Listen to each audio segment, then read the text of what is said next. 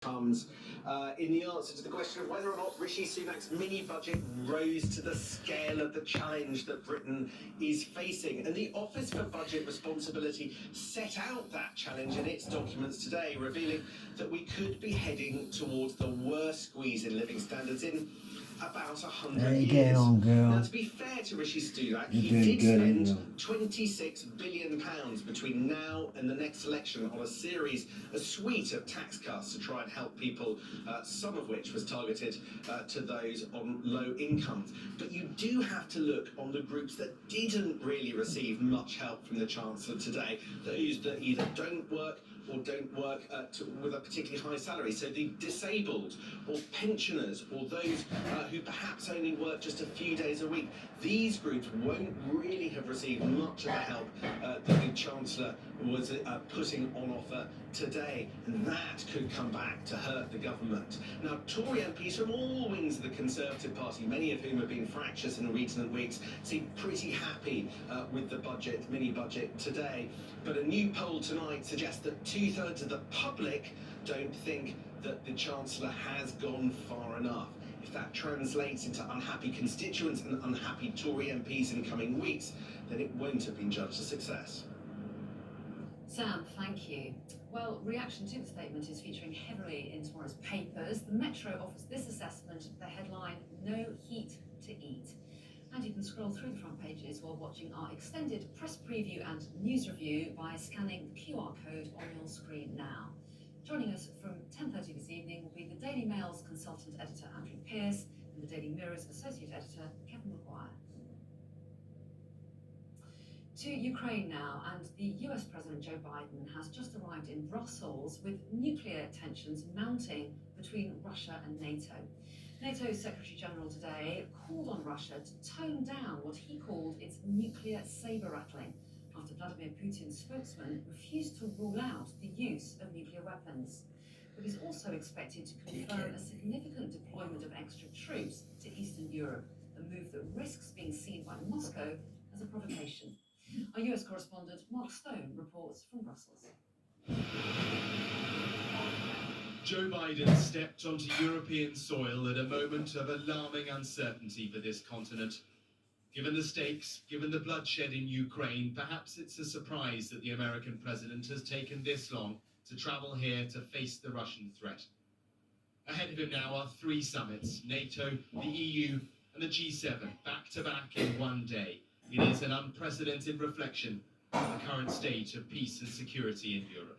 And here it is, spelt out by propagandists, pundits, connected to the Kremlin on Russian state TV. В Европе надо передать простую вещь. Вы получите ядерный удар по территории Европы в случае, если вы соберетесь там с какой-нибудь миротворческий контингент НАТО создать, в случае, если вы соберетесь его куда-то там вводить и прочее, да, это будет ядерная война. Hollow threats designed to spook, to create leverage. The thing is, who can be sure right now? The leaders of the 30 NATO member countries will be forced to confront this extraordinary reality when they meet here in Brussels in the hours ahead. The headline will be a remarkable doubling of the number of NATO troops deployed to Eastern Europe. An unavoidable reaction to a Russian aggression that is so unpredictable. But how will President Putin react? Is it perhaps perilously provocative? The Alliance's Secretary General, whose tenure may now be extended to provide continuity, could not clearly answer the biggest questions. How does NATO defend itself against a nuclear attack? Thank you. Russia must stop its nuclear saber-rattling. This is dangerous and it is irresponsible. For now, the Russian attacks on Ukraine remain conventional but devastating nonetheless. These missiles, in footage issued by the Russian military, apparently hit Ukrainian military targets. Sky News is unable to verify the claim. Russia's foreign minister was preempting NATO announcements, and on a suggestion from Poland that it could send a peacekeeping force to Ukraine, he had this. I hope they know what they are talking about. This will be that very confrontation between Russian and NATO armed forces that everyone not just wanted to avoid, but said that it should never happen to begin with.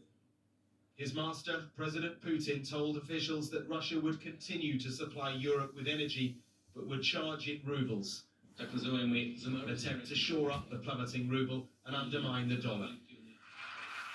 There will be pressure at the EU summit on nations like Germany to cut loose from Russian energy, but that is so much easier said than done.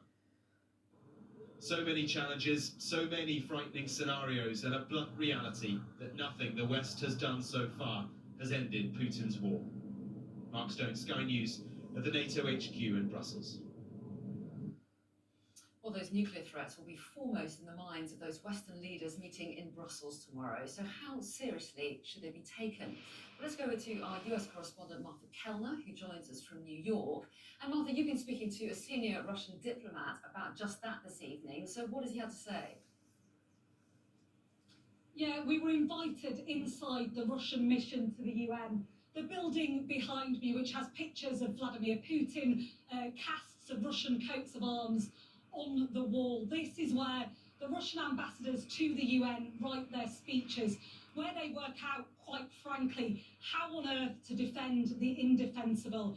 I began by asking Russia's Deputy Ambassador to the UN, Dmitry Polyansky, about those threats that Russia is making of nuclear war, and if that is the right thing. If Russia is provoked by NATO, if Russia is attacked by NATO, I don't know. So we are nuclear power. Why not? You think that's a legitimate thing to be You're saying nearly then? done, I girl, don't think it's the anyway. right thing to be saying, but Good it's also the girl. right thing to threaten Russia and to try to interfere. So when you're dealing with a nuclear power, of course you have to calculate all the possible outcomes of your behavior. That's what I'm going to say.